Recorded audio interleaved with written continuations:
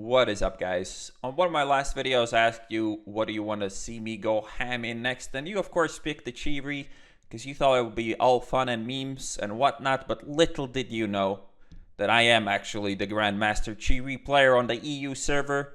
200 plus battles, first position, no problem. But anyways, let's get into the replay. And as always, I could have put up a video where I murder lower tier puppies that have no idea how to put their pants on, that eat crayons for a living. But this time I figured, let's do something different. Let's pretty much take the worst possible situation and see what we can do with it. So this game is not going to be as flashy and impressive as some of the other ones, but I figured, you know, might be interesting to look at this. So we are playing...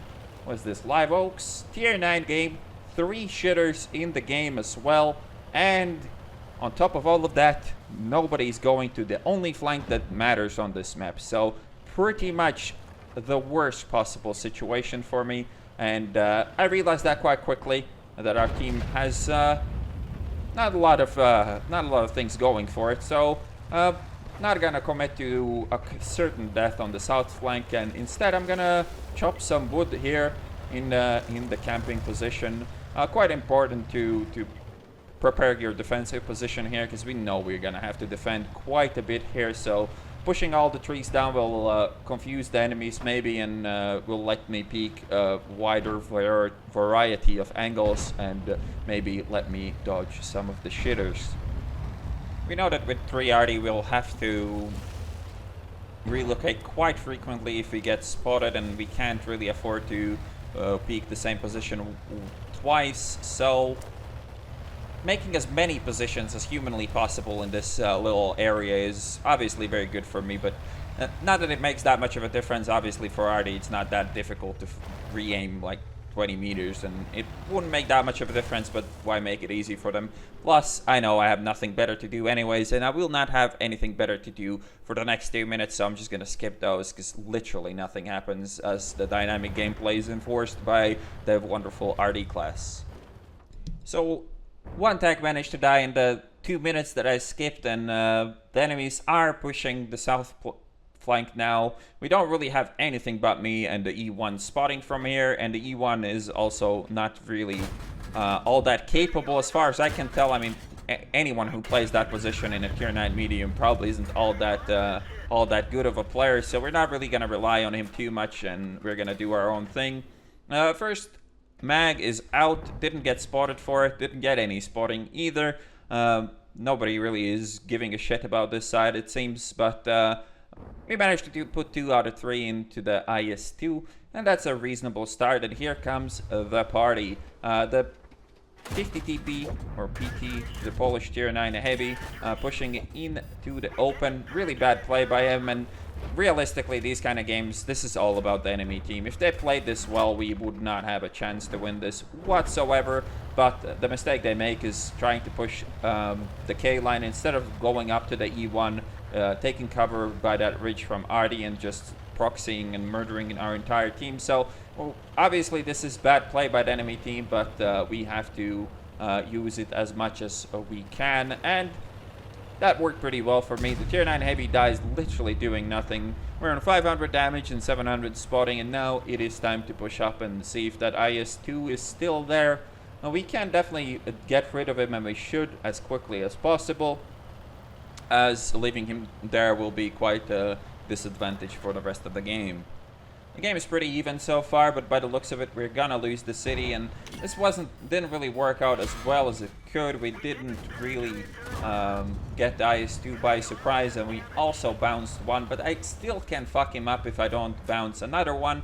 But I make a bad play here by not pushing him early enough, and of course I get punished for it really badly. Also bounce another shot, which forces me to reload, because I know I can't kill him with that single shot.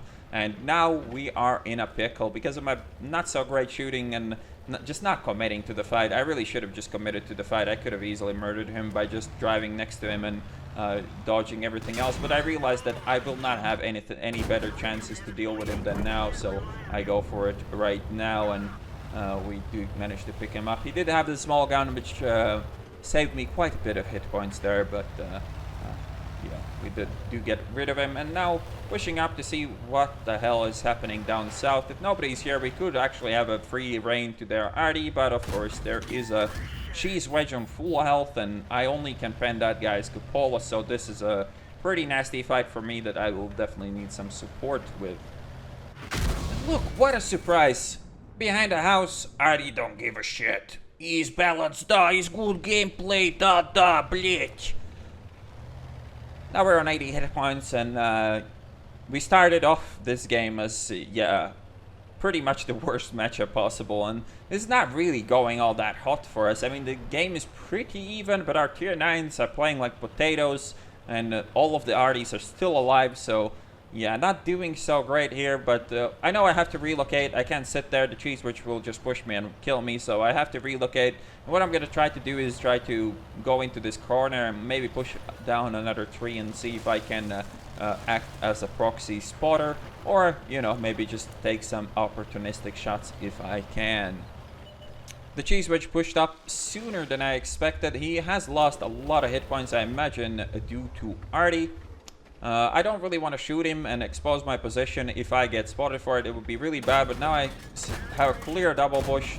Apart from that last shot, the tree stump did not count as a double bush, and I do get spotted, but luckily for me, I already aimed as long as many brain cells they have, so I do live, and the cheese wedge is in quite the pickle now. The E1 on full health that did absolutely nothing the entire game can be a hero and clean everything up, which is kind of what he's gonna do. That shot was pretty greedy and unnecessary, but at the same time I didn't get spotted for it, so it did not matter so much.